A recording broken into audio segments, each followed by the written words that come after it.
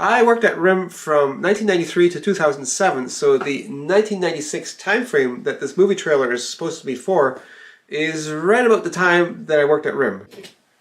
Now, the characters are a bit hard to recognize. It took me a while, but this guy is supposed to be Mike Lazaridis. He doesn't really look like that. He never wore glasses like that. He's much more roundish. He's of Greek origin, not at all like this guy. A cell phone and an email machine. This guy is supposed to be Jim Balsley. I know people often call him Jim Balsillie. Sounds much more dignified, but back then everybody just called him Jim Balsley. And being quite the shark and all that, I think Balsley was quite appropriate. But this guy is much more portrayed the shark than he really was. He was much more likable than that. Of course, being likable makes him much more effective at business, and he was good at that. There is a free wireless internet signal all across North America. A free wireless signal all across North America. Well, what he's referring to is the Mobitex network, which existed at the time, and it was deployed over much of North America. But it was neither free nor internet. It was internet incompatible, and it wasn't connected to the internet. Used different addressing scheme, different size packets. You basically had to build your own gateway to connect it to the internet, and then put a whole layer of protocol on top of that to make internet run over it. Except the speed of the network was roughly about comparable to a 1200 baud modem, so it was way too slow to do anything internet over. Basically, TCP/IP would just totally time out before this thing even got started. So to call it a internet signal, wrong. And free? No, far from free. The bandwidth on that network cost tens of dollars per megabyte, which, what would you do with that kind of cost? Well, if you're using it for something like telemetry for trucking fleets and stuff like that, that price point made sense. It just didn't make sense for internet usage. And nobody has figured out how to use it. And nobody's figured out how to use it. Well, it was being used, not a lot. The networks were not very successful. And there was companies trying to figure out how to make this thing usable to consumers. And at that point, nobody figured out how to make this palatable to consumers. So nobody knows how to use it. That's accurate in a way. It's like the Force. So this guy, I first thought this guy was just a fictional character, but later in the trailer he's referred to as Doug, so I guess he's supposed to be Doug Freegan. This guy, both in appearance and speech and temperament, bears no resemblance to the actual Doug Freegan. So, I don't know, this guy's, as far as I'm concerned, a fictional character. Sorry, have you seen Star Wars? No. Jim not knowing about Star Wars? Oh, God. Jim is way more worldly than that. He would be much more familiar with pop culture than to not know about Star Wars. And the reference to Star Wars, people didn't talk like that at RIM. It wasn't like that at all. I think part of the problem here is the people who make this movie are trying to portray this like the startups of the pre-dot-com bubble era.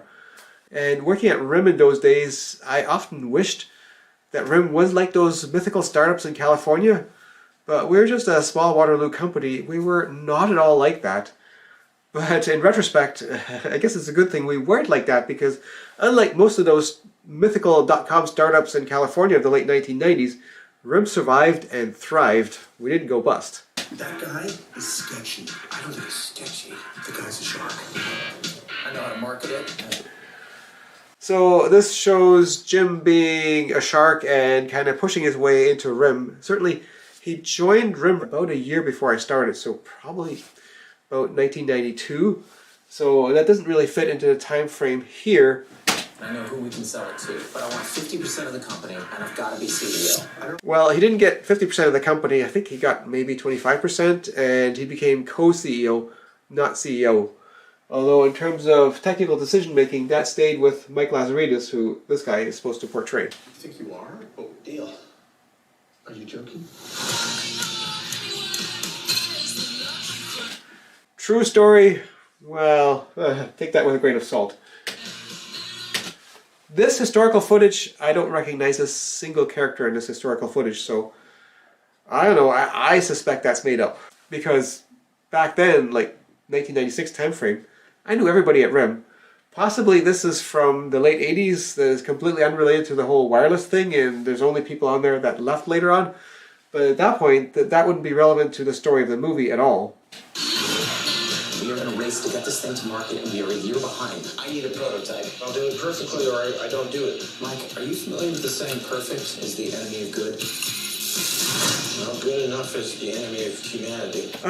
Jim pressuring Mike like that in terms of getting product ready? No. Basically, product was all Mike's baby. Jim focused on business, and I was on the engineering side, and we didn't see Jim getting involved with engineering very much. He was a business guy, he dealt with finance, that sort of thing, while Mike pushed on product development and set the direction for that sort of thing. This is trying to refer to a very pivotal demo of a pre-Blackberry device. The name Blackberry hadn't been come up with until a few years after that.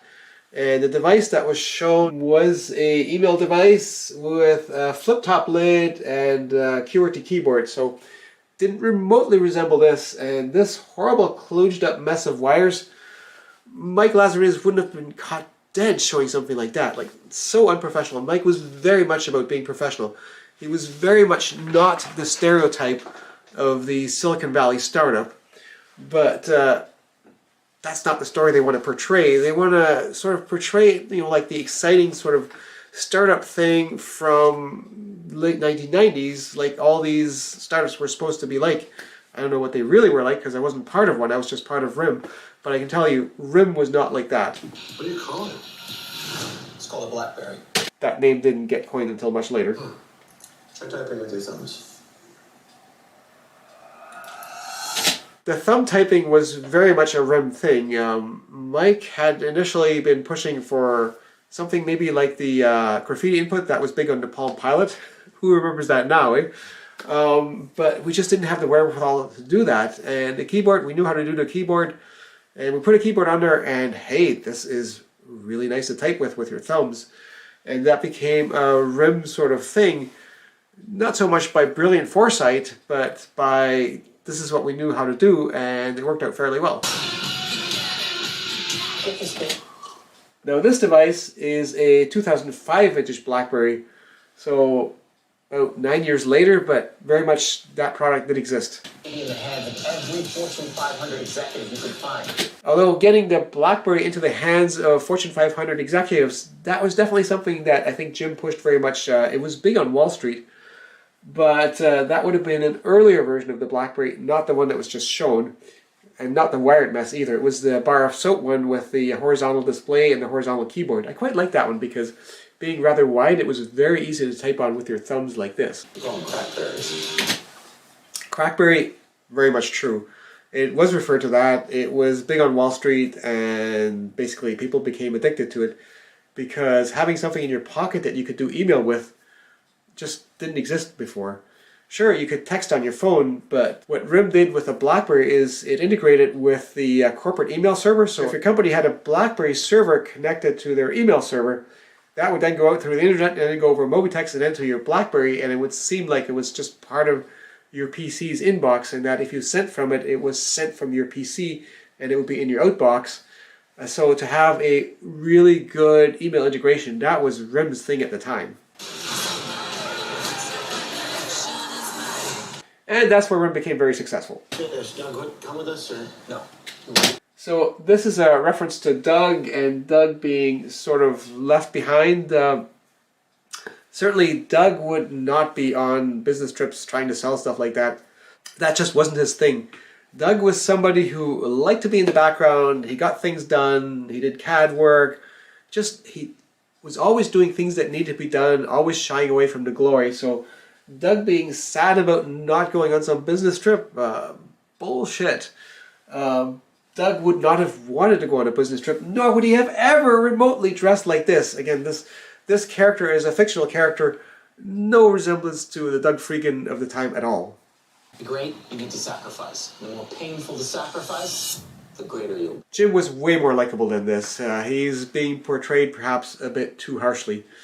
He's certainly a business shark, and I have insulted him at various times, and the verbal barrage coming back from that was quite something where I was like, okay, don't duck, don't back up, just stand your ground, is what I was thinking, because it's like, it was quite the barrage that would be coming back. So he could be quite strong that way, but for the most part, he was quite likable in terms of normal interactions.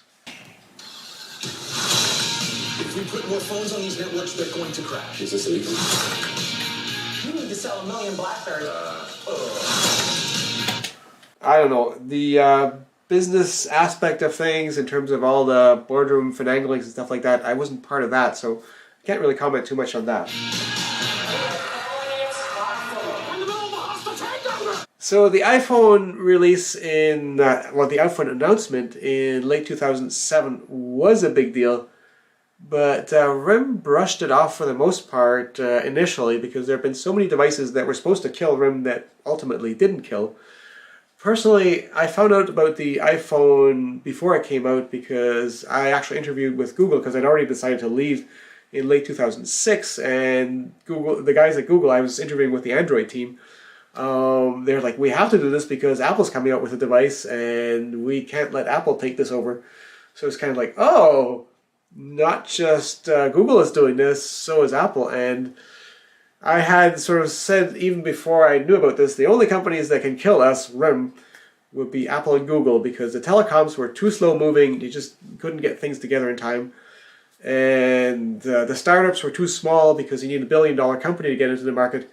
But Apple and Google were both fast moving and with it, and they were both getting into it.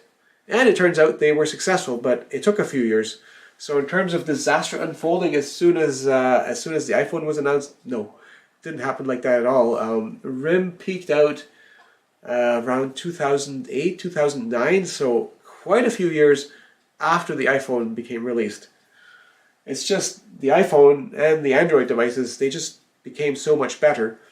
RIM's forte was working with flaky technology and flaky networks and making it all work, but eventually the technology became mature enough that you could just buy the wireless components without developing them yourself like RIM had.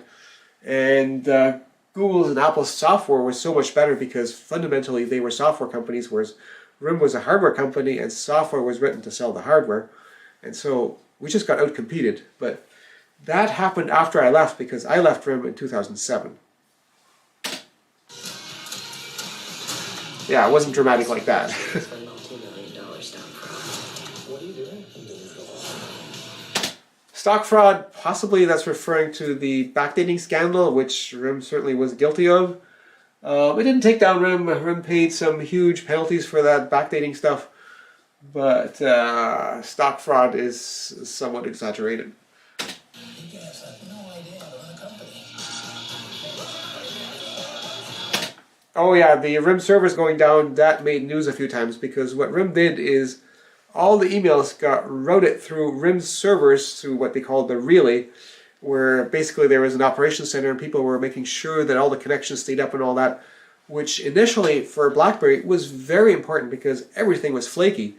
But moving forward 10 years, the networks and all that became stable enough to have everything going through the relay was no longer necessary.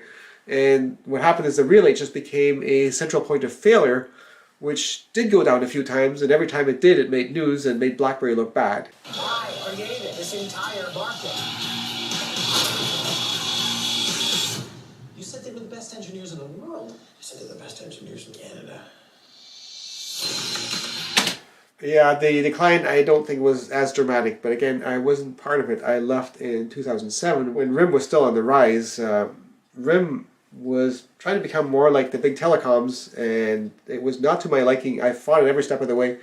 It was a losing battle, and eventually I decided, you know what, I'm just getting out of the way. I don't need this frustration anymore. I'm leaving. And, well, RIM becoming more like a big telecom, careful what you wish for, because they became more like a big telecom, and they became successful and more like big telecoms, as in not very successful, because all the big telecoms, they completely got out of the mobile device business because they just got way outcompeted by the Apples and Googles and Samsungs and all that sort of thing. So the Ericssons and Nokias and Siemens, the men's club, Motorola, Ericsson, Nokia, Siemens, the big guys that were initially in the GSM space, which RIM was getting into with the later Blackberries, none of those guys are in the mobile device space anymore. None. I don't know who those guys are supposed to be. So watching this movie trailer, I don't expect the Blackberry movie's nuance to reflect what actually happened in the late 1990s, but I'm still going to watch it, and I think you should watch it too, because even if a lot of the details are incorrect, you'll end up knowing a lot more about the story of Blackberry than you did before. I'd actually consulted with the producers of this movie back in, I think, late 2020, because in early 2021 I sent them an invoice for some stuff that I sent to them and all the consulting, but I don't think they used much of the photos and direct info that I gave them, because the reality as it was would have been way too boring for a movie. Like, most of the time you're just working on stuff, and even the stuff that turns out to be pivotal, you don't know until after the fact that it's pivotal. So if somebody had actually been there with a camera and filmed stuff, there would have been never as interesting a bunch of footage as is in this trailer, because mostly it's just people being very ordinary and dealing with problems and fixing stuff, and you don't know what stuff is really going to matter that much until long after the fact. Like the very pivotal demo of 1996 that they rather crudely depicted here, well, we didn't know it was pivotal at the time, and if the deal hadn't been signed, it wouldn't have been pivotal. In fact, my records from the time, I looked through those for those guys, and it's like in my archives there was no mention of it, because to me it was yet another demo, and all these demos were important. And even in my daily log I didn't mention it because I wasn't one of the ones preparing the prototype. I know there's a bunch of guys that worked an all-nighter, and I was kind of like, well, my stuff works, there's nothing for me to do here, so I just decided to go home and made sure I got a good sleep and told them, call me if you need me. And then very early in the morning, they had put it together, and finally it was kind of sort of working, except it wasn't working on the live network. And it's like, come in and you figure it out, because you know the software that controls a lot of this transmitting stuff. So yeah, I came in fresh and early. There's like one guy still there, half asleep, and I figured out what the problem was, and I was able to tweak that just by making some parameter changes to avoid the problem, which meant not a code change, because a code change so close to the demo would have been risky. But you know, the product just barely worked. Mike was very pleased that it did work for the demo, because we all knew it was very flaky, and the deal got made, and it was great. But in terms of all this drama, like in this trailer, it just wasn't like that at all. But you know, movies are not true to reality. But anyways, when it comes out, go watch it. I will. So I got my ramble edited down to 18 minutes, but I realized there's one important thing I left out. If you want to know the history of RIM or Blackberry, this is an excellent book to read, Losing the Signal by Jacqueline McNish. I had several lengthy phone conversations with her, asking me many questions about the history of RIM, and I got a signed copy for free on account of that. And reading the book, I found very few inaccuracies in there. Not to say that there aren't any, and there may be inaccuracies in aspects that I wasn't part of, because this also covers a lot of the business aspects, which I wasn't really part of when I worked at RIM.